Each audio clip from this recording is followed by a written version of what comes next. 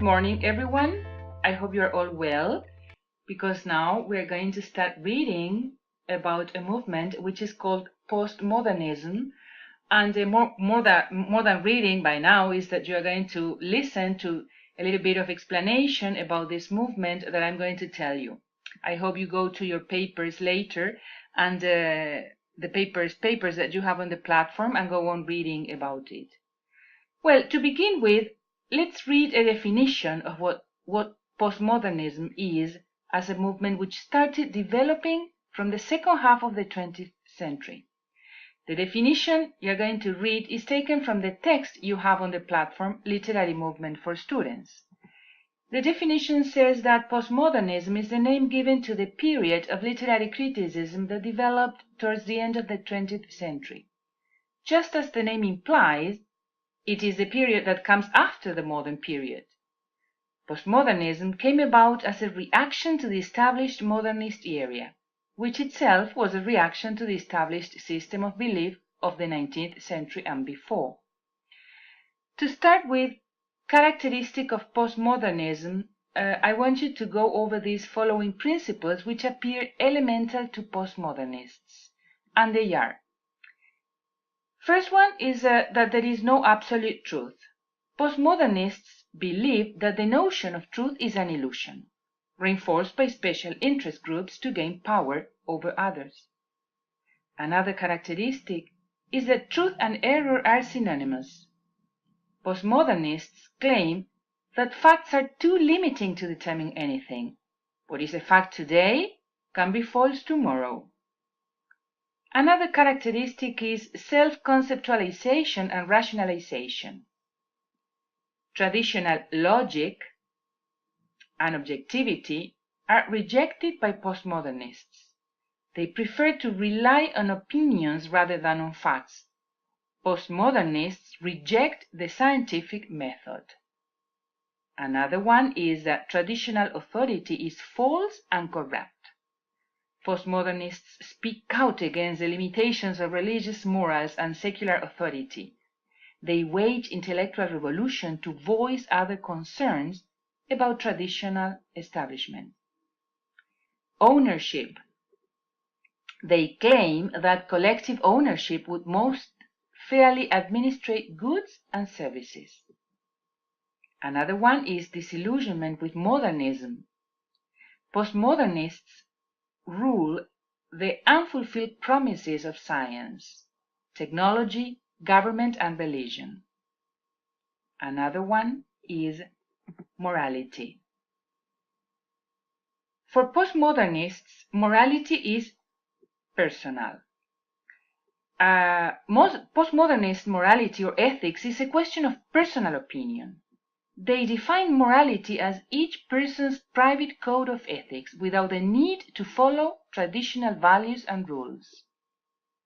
Globalization is another one. Many postmodernists claim that national boundaries are impediments to human communication. Nationalism, they believe, causes wars. Therefore, they advocate for the idea of uniting separate countries. For postmodernists, all religions are valid. They denounce the exclusive claims of Jesus Christ as being the only way to God.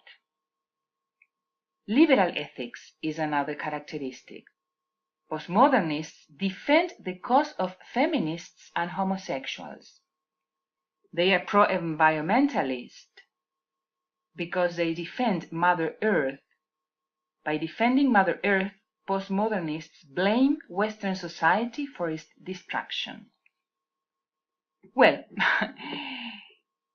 quite defying, aren't they, those characteristics which we'll later find in our literature or in the pieces of fiction we are going to deal with. So that's why let's get introduced to postmodern literature now. You will read on the platform the article written by Daniel Matos, professor of English and comparative literature at San Diego University, who quotes Barry Lewis' essay on postmodernism and fiction. So, first let's improvise a definition of postmodern literature, which is not actually a definition, because Lewis refers to the literary characteristics that postmodern authors embrace and reject regarding plot, setting, character, and theme. These conventions are challenged through features such as temporal disorder, which refers not only to the disruption of the past, but also the disruption of the present.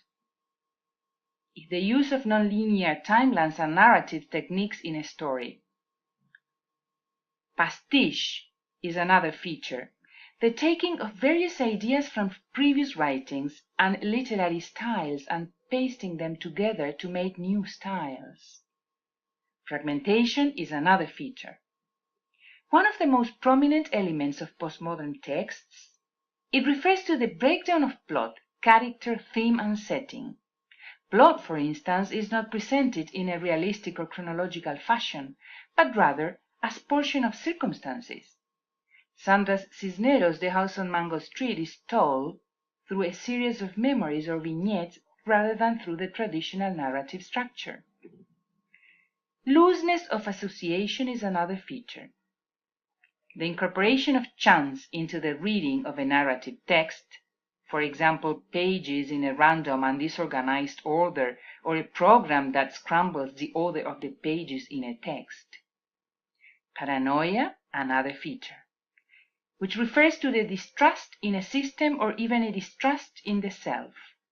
Postmodern texts often reflect paranoia by depicting an antagonism towards the immobility and stasis. Vicious circles. These circles manifest when the boundaries between the real world and the world of the text are collapsed, either through the incorporation of the author into the narrative or through the incorporation of a historical figure in a fictional text.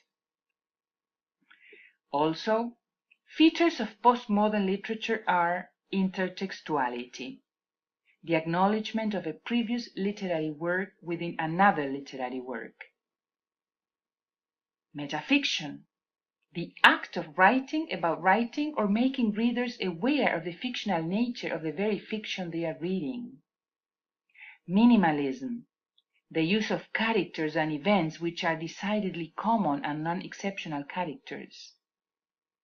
Magical realism, the introduction of impossible or unrealistic events into a narrative that is otherwise realistic. I'm sure some of you might have read something about Gabriel Garcia Marquez or Isabel Allende. Faction, the mixing of actual historical events with fictional events without clearly defining what is factual and what is fictional. Reader involvement, often through direct address to the reader and the open acknowledgement of the fictional nature of the events being described. And that's it. I hope I could familiarize you with some of the concepts and ideas you will encounter in the reading of the material uploaded on the platform. Also in the analysis of fiction will do from now on. So I thank you very much for your attention.